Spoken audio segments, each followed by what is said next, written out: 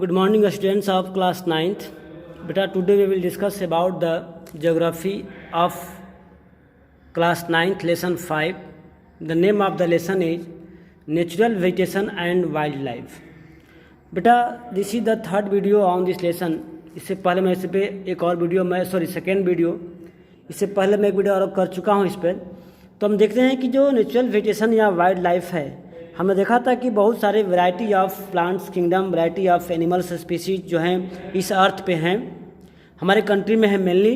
तो देखते हैं कि ये जो natural vegetation and wild life है वो किस पर डिपेंड करते हैं, आखिर ये डिपेंडेंट क्या है। देखते हैं इसमें कुछ फीचर्स जो हैं जो लिया रिलीफ फीचर्स में, वो है आपका लैंड। तो हमें इसको कल देख लिया था। जो लैंड है सबसे इम्पोर्टेंट रिलीफ फीचर्स है। विदाउट लैंड या without soil, without earth anything is not possible, impossible.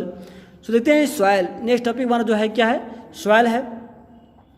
The soil is also very over space. Different types of soil provide basis on for different types of vegetation. यानी कि ये soil भी है बहुत important role play करता है different type vegetation में, क्योंकि इसमें क्या होता है कि जो वेजिटेशंस होते हैं वो डिफरेंटली सॉइल पर डिपेंड करते हैं, किस प्रकार के सॉइल हैं, किस प्रकार के ये क्या हैं। ओके, तो इस पर डिपेंड करते हैं। और this sandy soil, the sandy soil of the desert support cactus and thorny bushes while wet marshy. Deltic soil support mangrove and the deltic vegetation. The hilly slope with the some depth of the soil have conical trees. यानी कि जिस type का soil होगा उस type के क्या होंगे, natural vegetation भी होंगे और उसी टाइप के वहाँ पर एनिमल भी पाए जाते हैं। ओके, नेक्स्ट आपका है टेम्परेचर, क्लाइमेट। ये रिलीफ फीचर में था आपका लैंड एंड सॉइल। सेकेंड है आपका क्लाइमेट।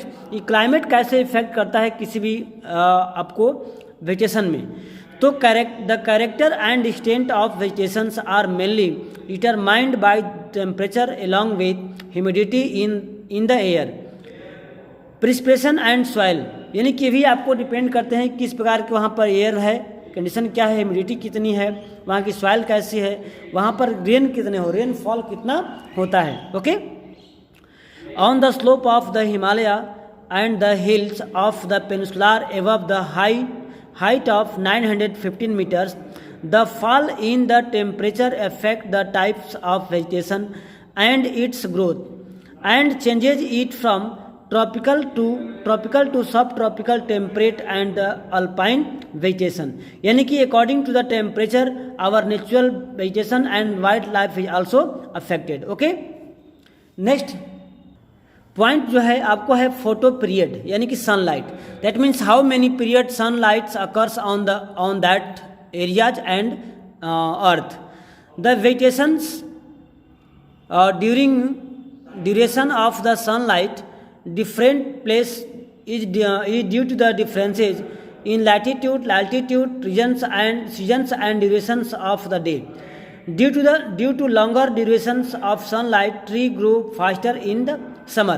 यानी कि जो सनलाइट है, यानी कि सूर्य के प्रकाश की जो अवेलेबिलिटी है, ये भी डिपेंड करता है कि उसमें कितनी हीट है, वो कितने हाइट पर है, कितना अल्टीट्यूड पे है। तो वो उसमें जो समर सीजन में या फिर किसी सीजन में उसमें हीट कितना होता है। तो अगर ज़्यादा हीट होता है वहाँ पर जो ट्रीज है, जो प्लांट होते हैं बहुत तेज़ी से ग्रो करते हैं, खासकर समर सीजन में। तो आप इसको देख सकते हैं। ओके, नेक्स्ट पॉइंट है प्रेसिपिटेशन, यानी कि वर्षण, rainfall. In India almost the entire rainfall is brought in by the advancing south west monsoon June to September. जैसा कि हम लोगों ने पिछले लेसन में पढ़ा मानसून के बारे में कि हमारे कंट्री में मानसून जो है किस तरह से आता है और कैसे उसका जो डिस्ट्रीब्यूशन होता है हमारे कंट्री में होता है। तो अभी आपने देखा कि हमारे कंट्री में जो रेनफॉल भी है वो क्या है, बहुत सारे डाइवर्सिटीज़ हैं। हमारे कंट्री का जो साउथ, नॉर्थ और ईस्ट पार्ट है वहाँ बहुत जोरदार से मतलब अधिक मात्रा में रेनफॉल होता है। वही हमारे कंट्री का जो आपको वेस्टर्न नॉर्थ पार्ट का है, गुजरात, पंजाब और राजस्थान का एरिया जो है बहुत लेस अमाउंट में रेनफॉल रिसीव करता है। वही हमारे कंट्री का जो आपको नॉर्थ ईस्टर्न पार्ट है, असम के राज्यों में, मेघालय, शिलांग में, मिजोरम वगैरह का, वहाँ जो कंट्री का सबसे हाईएस्ट जो है रेनफॉल होता है। तो डिस्ट्रीब्यूशन ऑफ रेनफॉल भी हमारे कंट्री में बहुत सारे ज़्यादा डाइवर्स हैं। नेक्स्ट देखते हैं हम लोग जो है have you ever throw as to why forest are important for human life.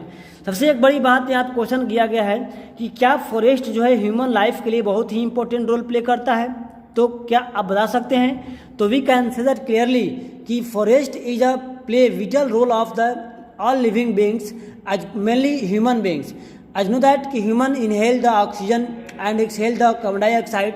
As you are also know that कि जो trees are gives oxygen and take जो है carbon dioxide.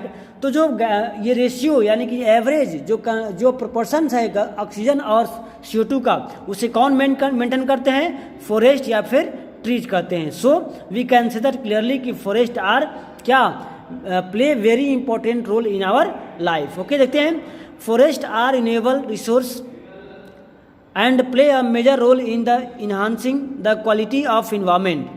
They modify the local climate, control soil erosion, regulate stream flow, support a variety of industries, provide livelihood for many communities, and offer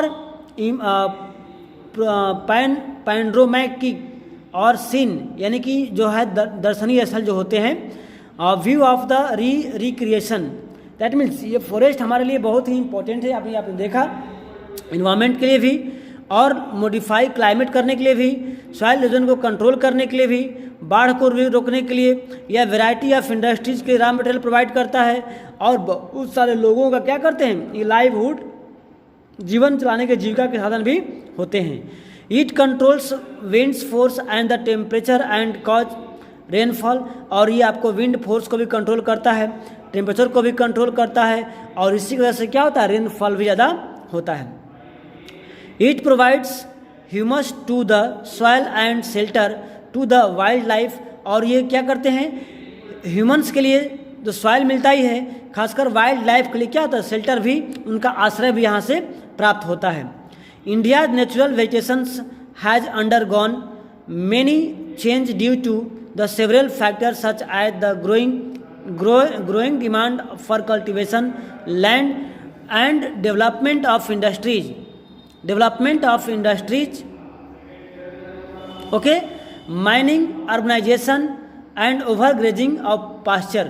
यानी कि इन सब सारों चीज़ों की requirement कौन fulfil करता है, तो वो है आपका नेचुरल वेजिटेशंस या फिर आपको है forest. Okay, so we can absolutely say that कि forest is a very important play the role in our life in the living beings. Okay, देखते हैं नेक्स्ट है the vegetation cover in India in a large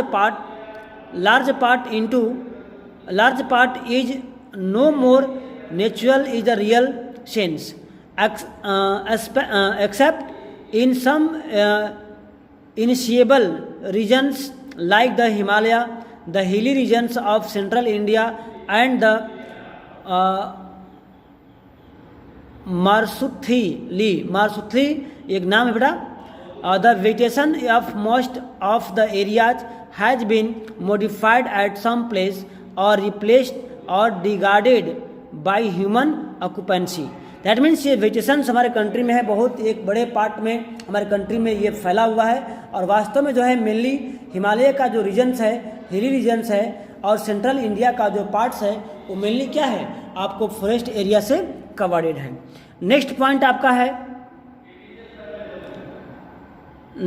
आपका है ecosystem. Ecosystem क्या होता है देखिए, तो बता दूं इसमें इकोसिस्टम में आपका मेनली होता है प्लांट्स